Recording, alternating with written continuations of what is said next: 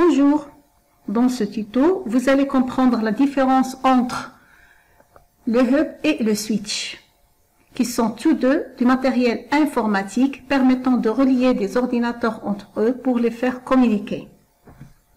Commençons tout d'abord par le hub. On l'appelle aussi le concentrateur en français. Le hub est un matériel informatique permettant de relier des ordinateurs entre eux pour les faire communiquer entre eux, bien sûr, c'est-à-dire pour former un réseau. Le hub se trouve au milieu du réseau. Il constitue un nœud central. Voici donc le schéma. Voici donc le hub. Et voici, par exemple, des ordinateurs. Même on peut relier, c'est-à-dire un autre switch ou un routeur, etc. Le hub fonctionne au niveau de la couche physique du modèle OSI. C'est-à-dire la couche physique, c'est-à-dire le numéro 1. Parce que le modèle OSI contient 7 couches. C'est-à-dire dans un autre tuto, je vous expliquerai les 7 couches du modèle OSI. C'est-à-dire qu'il ne comprend ni adresse MAC, c'est-à-dire les adresses physiques, ni adresse IP, les adresses logiques.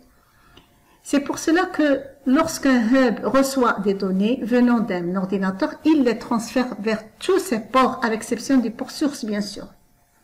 L'inconvénient de cette diffusion est que la bande passante va être partagée entre tous les ports. Voilà, je vais vous expliquer encore sur le schéma.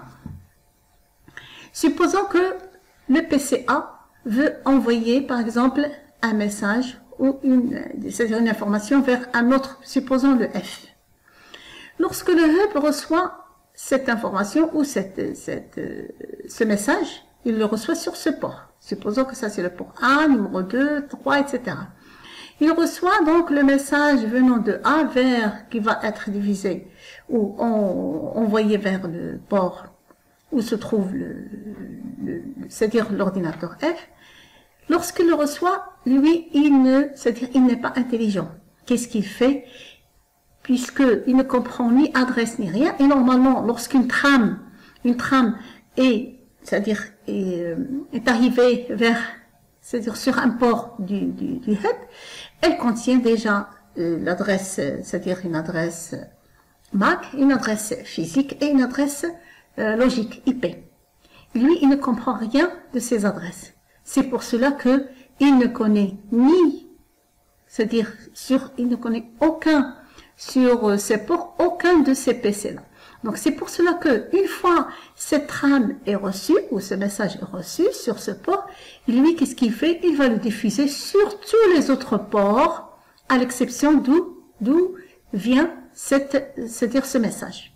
C'est-à-dire sur le port 2, numéro 2, il reçoit le message. Donc il va le diffuser sur le port 1 puisqu'il n'y a rien, donc il ne va pas être envoyé ici. Il va le diffuser sur le port 3, c'est-à-dire vers le B, vers le C, vers le D, vers le E, vers le F, vers le... etc. Sur tous les autres ports, à l'exception bien sûr, du port c'est-à-dire dont il a reçu le message. Donc, déjà, supposons que la bande passante était par exemple de 1 giga, et nous avons 10 ports. Donc, il va être distribué sur 10 ports. C'est-à-dire, elle va être partagée sur les 10 ports.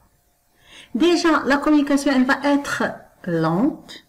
C'est-à-dire qu'il y aura un retard. Puisque tout le monde va recevoir le message. Et qui va répondre seul celui qui est concerné parce qu'il va avoir son adresse, il va recevoir le message avec son adresse. Une fois que celui-là, il a reçu le message, les autres, ils ne vont pas répondre, bien sûr, mais ça n'empêche que déjà la bande passante a été partagée. Une fois qu'il va répondre, la même chose, ce qui s'est passé ici, va se passer encore chaque fois qu'il va recevoir un message. Donc, une fois que F, par exemple, va répondre, une fois le message reçu, que fait le hub? Il le distribue sur tous les autres ports. Voici donc, c'est-à-dire le rôle du hub. Donc, il n'est pas tellement intéressant de l'utiliser. En plus de ça, on l'utilise rien que pour, par exemple, relier 2 ou 3 ordinateurs, par exemple, maximum. Maintenant, on va passer au rôle du switch pour pouvoir faire la comparaison entre les deux. Ou plutôt la différence entre les deux. Le switch. est un appareil aussi, c'est un appareil informatique qui relie les ordinateurs entre eux comme pour le hub, la même chose. Mais la différence entre les deux, c'est que le switch fonctionne au niveau de la couche 2 du modèle OSI. Le modèle OSI, c'est Open System Interconnection. C'est-à-dire qu'il prend en charge les adresses MAC. MAC, c'est Media Access Control. C'est-à-dire, ce sont des adresses physiques de 48 bits. J'ai déjà parlé dans des vidéos avant, mais je les expliquerai encore dans un autre tuto, prochainement. Donc, le switch contient une table MAC, une table qu'on appelle aussi une table de commutation. Cette table contient les adresses MAC des nœuds qui lui sont connectés, bien sûr avec les numéros de port. Je vais vous expliquer après avec le schéma et le tableau pour remplir le tableau, la table MAC du switch. Lorsqu'un switch reçoit une trame d'une source vers une destination, il va chercher dans sa table MAC la correspondance entre l'adresse MAC de destination et le port de destination et l'envoie vers ce port. Voilà, je vais vous expliquer encore plus avec le schéma et la table MAC. Voilà. Supposons que le port, ou plutôt l'ordinateur, voici ici j'ai numéroté les ports. Ici le PC numéro, ou le PC, dont le nom c'est E. Le PCE, il veut envoyer un message, mais bien sûr ici c'est un switch.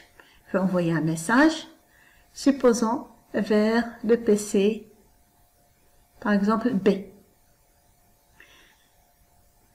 La première des choses, lorsque le switch est relié aux ordinateurs et on l'allume, sa table MAC est vide. Sa table MAC est vide, c'est-à-dire sa table de commutation. Comment se remplit cette table? Je vais vous expliquer ici. Normalement, chaque matériel informatique a une adresse physique, une adresse MAC. C'est-à-dire que chaque ordinateur sur sa carte réseau. Chaque carte réseau a une adresse MAC fixe. D'accord? Par exemple, bon, comme ça, j'ai nommé les adresses, parce qu'une adresse MAC est constituée de 48 bits. Donc là, c'est 6 fois 8, ça fait 48. Donc ici, par exemple, 2A. J'ai noté ici B, C, D pour faire correspondre les lettres au, par exemple, parce que de toute façon le maximum c'est F. D'accord? J'ai mis 8C. Bon. Alors, que fait le commutateur une fois qu'il n'a rien, il ne fait rien tout d'abord. Une fois que par exemple, il envoie une trame, que fait le switch? Il reçoit la trame, il cherche. Donc, tout d'abord, il enregistre l'adresse MAC, parce que nous avons déjà dit qu'il fonctionne au niveau de la couche 2. Il enregistre l'adresse MAC de E au numéro 6, au numéro du port 6. Voilà ce qu'il va faire. Donc, voici l'adresse MAC. Il va copier cette adresse, il va l'enregistrer.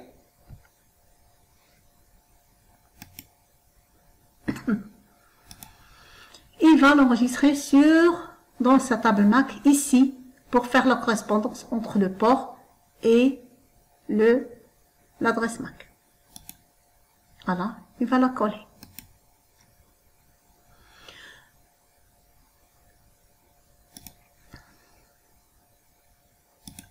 Voilà.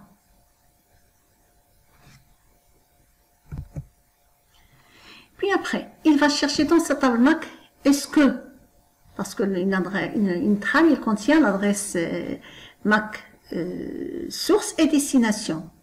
Il va chercher cette adresse, c'est-à-dire de B, il va la chercher dans sa table MAC, il ne va pas la trouver. Qu'est-ce qu'il fait? La première des choses, qu'est-ce qu'il fait? Il va envoyer cette trame à tous ses ports, bien sûr à l'exception du port d'où elle est entrée. Donc, il va envoyer la trame vers tous les autres ports. La première, c'est-à-dire la première fois. Une fois que par exemple, le B a reçu, les autres ils ont reçu, ils vont pas répondre parce que ça leur, c'est-à-dire ça leur intéresse pas. Mais par contre, le B, il va répondre par le numéro 3, le port 3. Que fait le switch? Il va enregistrer l'adresse MAC de B vers, c'est-à-dire, va faire la correspondance entre l'adresse MAC de B avec 3. Donc, voici, il va recevoir la trame. Voici, donc, il va copier celle-là. Il va la copier vers le port 3. Voilà. Après, supposons que à notre PC, par exemple le PC C, il va envoyer une trame vers le PC E. Qu'est-ce qu'il fait? La même chose. La trame, une fois reçue sur le port 4, il va enregistrer l'adresse MAC de C vers, c'est-à-dire la faire correspondre au port 4. Donc, vers le port 4, qu'est-ce qu'il va faire? Il va copier, enregistrer l'adresse du PCC, l'adresse MAC. Donc, voilà. Il va la mettre ici. Voilà. Puis après, il va chercher l'adresse MAC de destination que nous avons, je viens de dire, c'est l'adresse, c'est-à-dire c'est l'adresse MAC de E. Il va la chercher ici, c'est-à-dire, il va la trouver. Voilà, elle est là. Donc, elle correspond à notre port 6. Donc, voilà, qu'est-ce qu'il fait? Il va la faire sortir seulement sur le port 6. Il ne va pas le distribuer. Donc, c'est ça, le rôle de la table MAC. Et ainsi de suite. C'est-à-dire, on continue chaque fois qu'il y a un PC qui va envoyer une trame vers un autre PC, il va enregistrer jusqu'à remplir sa table MAC par les adresses de chaque PC qui lui sont reliés. Voilà donc comment ça se passe. Et bien sûr, il n'y aura pas de perte de temps, il n'y aura pas de collision, il n'y aura pas de partage c'est-à-dire de la bande passante, ni rien. J'espère que vous avez bien compris la différence entre le hub et le switch, et à la prochaine, ou une autre vidéo, prochaine vidéo.